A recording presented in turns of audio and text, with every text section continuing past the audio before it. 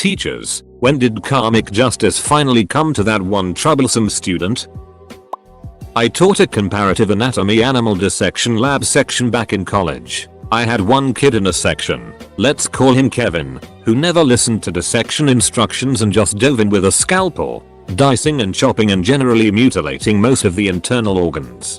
His first karmic warning came when we were dissecting squid, and he got squid juice on himself. Smelled awful for the rest of that class. However, he kept on ignoring instructions and hacking away, and this time, karmic justice struck on our very last dissection project, the fetal pig. Kevin really wanted to see the pig's brain. Kevin couldn't get through the skull, so he started whacking away at it with the butt of a flat pry knife. I told him to stop, but he had to give it one last, mighty thwack. Crack the skull breaks, and rubbery piglet brain bits come flying out everywhere, mostly over Kevin, splattering him.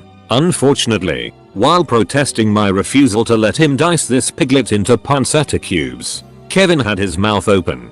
Thankfully, preserved pig brain, ingested orally, seemed to have a calming, subduing effect on Kevin for the last couple classes. TL.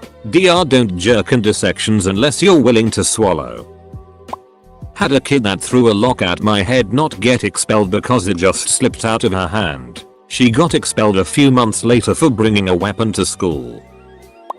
Last year had a 7-year-old in my class who was just a pain. He's the only child I've ever taught who I've actually disliked. He would throw things around the classroom, pinch other children, stab them with pencils. He was rude to everyone and would always blame it on someone else. Talking to his parents wouldn't help because they believed everything he said, even over adults who had actually witnessed him doing it. They would give excuses and say that other children were blaming him or that he was being picked on. There was nothing wrong with this child other than he had been brought up with no consequences in his life. Anyway, one break time he was harassing another child and I guess they just had enough and this usually mild-mannered child just punched him in the stomach, causing the horrible child to wet himself. And following the indecent up, all of the other children who witnessed it, around 5 or 6, completely closed ranks and denied that it ever happened. I can't usually condone when children hit back, it causes so many other problems, but you better believe all the adults that have had to deal with this child were rooting for the hitter.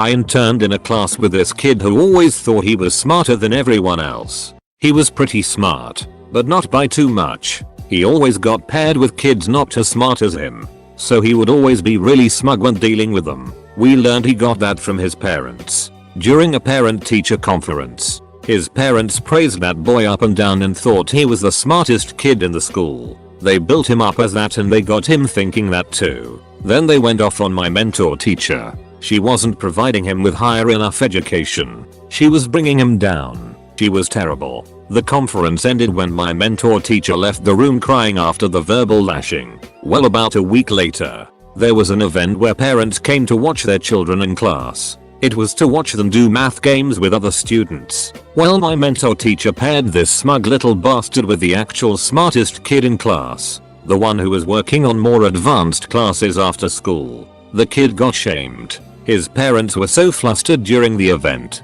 They were very visibly nervous and upset looking as this kid got destroyed game after game. They left before it was all done and took him out of school for the rest of the day. I coached middle school football. Some kids have come out of their shell by then. Others have not. But at least most of the early bloomers were jerks to make life hell for everybody. The team's starting halfback was one of those jerks. He gave a defensive lineman hell and since everybody thought he was cool they gave him hell right along with him. The D lineman was a big guy but not aggressive or outgoing. Still just in his shell really. He did fine out there because he was a big guy but hardly played to his potential. The little running backs took their Napoleon complexes out on the big guy by running by him and shouting pussy every time he failed to stop them. Rather than fight back to make the play he would just ignore it and line up and try again the next play. One day the whole thing just clicked for the big guy and he started making plays. He learned to get off his blockers and form tackle and attack the ball carrier. It was a cool thing to see. He loved it. When he really started getting into a groove I started running the jerk halfback right at the blooming D lineman and watched him plant that guy in the ground with a thud every time. It was just getting easier as I made sure they ran the same play at him play after play. Soon, bruised and beaten, the jerk halfback asked, how many times are you going to run this play? And I responded, once for every time you called him a pussy. Not a teacher, but one time when I was in kindergarten, a kid looked me straight in the eyes, bit himself on the wrist hard, and ran to the teacher and blamed me. That little cunt. They sent me to the principal's office. My mom was called down. I got yelled at and cried. A week later, the kid did it again, and the teacher saw him do it. Felt so good to have the principal apologizing profusely to me, while that little ithead got a mouthful from his parents. I had a student that was a real twerp, always doing things he was not supposed to and purposely causing conflict with other students. He was a daily headache. One day in class he stole a candied pepper from one of the Hispanic students and ate it. It was a very hot pepper, not sure of the type. At first I didn't notice cause he is a sneaky kid. He started to sweat and his sweat turned to tears. I need to go to the bathroom, he cried. My mouth. I went to investigate and found out what happened. The karma payback plan was now collecting, and I refused to let him go get a drink and continued with the math instruction in hopes of teaching him a lesson. For the next few minutes he pleaded with me to go to the nurse with tears running down his face. I said I do not negotiate with thieves. He started running around in circles. It wasn't until he started sobbing and crying out, I just want my mom, that I finally felt bad and said, if I take you to the nurse, are you ever going to act out in class again? He promised that he wouldn't, and he never did. The tears and sobbing in front of his peers broke his ego and he was a stellar student for the rest of the school year. I teach middle school. I was in pre-K in the early 80s at a private Catholic school. This one kid, Amy, would always bite the other kids. I don't remember exactly how it went down, but I guess one day I came home crying or had a really bad bite mark or something and my mom was pissed. She took me straight to the superintendent, not the principal, and showed her what happened. The superintendent, a really old nun, did not put up with that. She called Amy into her office and bit the duck out of her arm. Amy started crying but she never bit anyone again. Old nuns in the 80s were hardcore. Note, I am not saying what happened was right, just that it happened.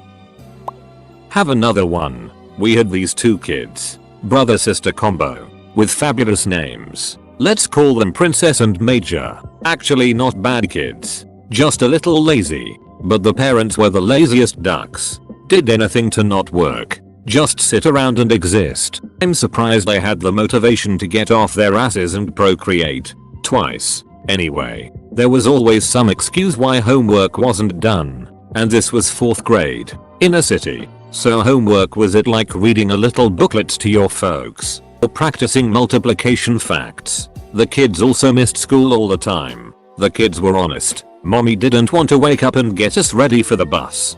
Daddy was up late with his friends, so we report them to truancy. They turn around and find some lawyer to sue the school for their kids' underachievement. If the teachers were doing their jobs, these precious children would be pre-med students by now. Luckily we kept really good records. The lawyer shows up. The principal, superintendent, truancy officer, our lawyer. Their lawyer starts in. Our principal breaks in, holds up his hand, asks the truancy officer, how many days have these children missed? Ends up they'd missed enough days in the last 3 years to equate more than a year of school. Principal says, now mom, sir, how are we supposed to deliver a quality education to your children if you don't get them to school? Their lawyer quietly packed up her it and left.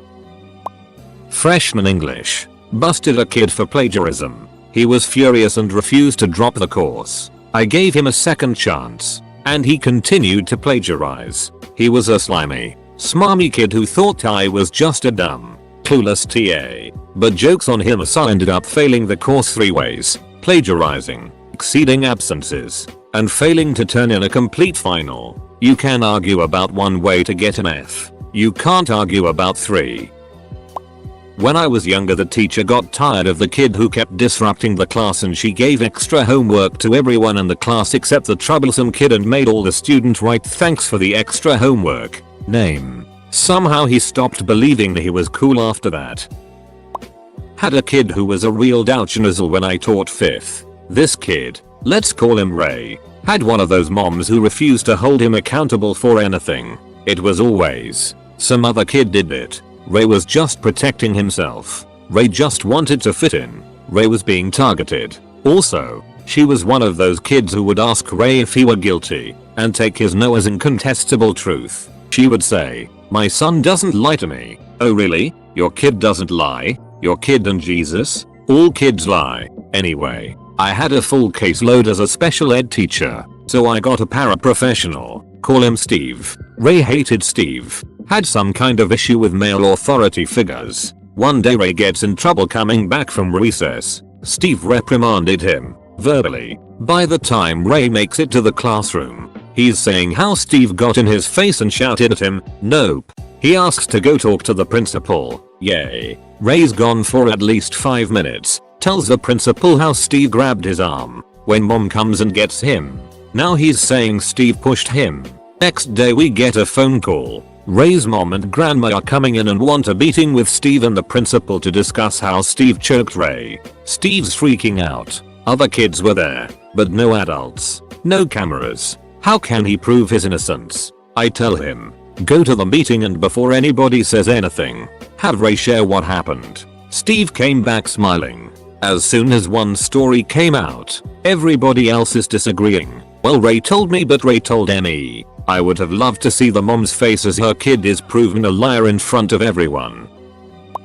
Not teacher, but I'll tell you a story anyway. There was this guy in middle school that would take it and piss in the hallways. Really weird, but he somehow thought it was funny, so he kept doing it. Well, I was locker buddies with this really early developed guy in middle school. He was like Hagrid big to me back then. I noticed the weird kid standing next to my locker but standing in front of Hagrid's locker. I'm thinking, oh, something's about to go down, so I waited. Hagrid gets to his locker and this kid was still standing in front of his locker. Hagrid tells him to please move out of the way because he was blocking the way. Weird kid says no and starts chuckling. All I'm thinking is, oh it. Hagrid asks again and still the same response. This is when Hagrid ducking kicks this MF in the face. Like I've never seen anything like this before. This kid is standing straight up and he lifted his leg higher than I am in height and kicked this kid in the face. Hagrid gets suspended and tells me if that kid ever bothers me to let him know so he can kick him in the face again. I teach college students to be teachers. My first year doing this, I had a student who was always late, turned in the bare minimum of work, always had excuses. I told him he had to improve because if he did this on the job, he'd get fired. He kept coasting and the other profs let him get by. First teaching job, he got fired. I laughed, in the privacy of my office, and I'm not sorry. I was a student, but the karma actually came from the teacher. School trip to Poland. At the hotel you could climb over the balcony on the first floor, onto a plexiglass curved roof you find on bike sheds that ran along that floor. Well, this little asshole who had been in one of the teacher's classes on the trip, alongside me, decided it would be a good idea to run along the plexiglass, then bang on the windows of other rooms. My room was adjacent, so we had ourselves receiving a knock from the balcony at like 10 PM, but figure it was a one-off. Anyway, a minute later, we hear what I can only describe as pure rage coming from next door. The teacher was next door to us, and must have had the blinds up or walked onto the balcony cause he saw this little kid try to sneak by and dragged him back inside. Anyway, a few minutes go by and this teacher is still screaming at him in the corridor. You could hear the guy bawling his eyes out. We were like 16 BTW, but even listening to it was horrifying. Imagine the drill sergeant scene from FMJ amplified. It was traumatizing. The guy was banned from any more school trips, which was great because he was meant to go skiing with school later that year and lost his deposit. I'm sure the teacher loved every moment of it. TL. Dr. Kid tries to harass other people in a hotel. Accidentally gets caught by teacher. Drill sergeant scene from FMJ ensues. Edit. Guess what? I actually found the hotel it happened at on Google, and I'm pretty shocked now the guy managed to not slip. Had a student who would routinely get his cell phone out and wouldn't put it away when asked. Often left the room during class. Karmic justice. Failed the course. I'm an elementary school teacher. so this doesn't seem quite as serious as the others. Here goes though. There was a problem child in my class who thought it was cool to not listen to teacher advice, shrug off reprimands, and make snarky comments. He was hard to manage, but by no means a bad kid. We have a rule at our school that there's no running on the deck outside of our classroom. The official reason for this is that it's dangerous, but the rule is often ignored when no teacher is looking. One day the entire class and myself were standing out on the deck, lined up for lunch, when this particular student was coming back from getting something in the front building. He decided to blatantly ignore the no running on the deck rule that he had been reminded of probably 100 times before, and he began to sprint towards the class. Right as I yelled his name, he tripped and went flying. It was an epic wipeout that sent him sprawling across the deck, which the entire class saw. I checked if he was okay, and didn't say anything about it at the time, but I was able to remind him later that we do have rules for a reason. I did feel rather like justice had been served in that once delicious moment. However, TLDR, snarky kid had epic wipeout because he ignored the rule. Justice. Edit. To clarify, the deck is like an uncovered porch, made of wood with a barrier around the edge that leads to the front building in this case. I didn't realize that people don't call them decks everywhere. I teach kindergarten, and I had a terrible child in my class last year. He liked to pull his desk away from the girl sitting across from him so her pencils and crayons would go falling on the floor. Finally, one day she got fed up and slammed her desk back into his. Unfortunately for him, his fingers happened to be there. I had to resist the urge to be like that's what you get, but instead I just reminded him that that's why I said not to move his desk away from the rest of the table and sent him to the nurse.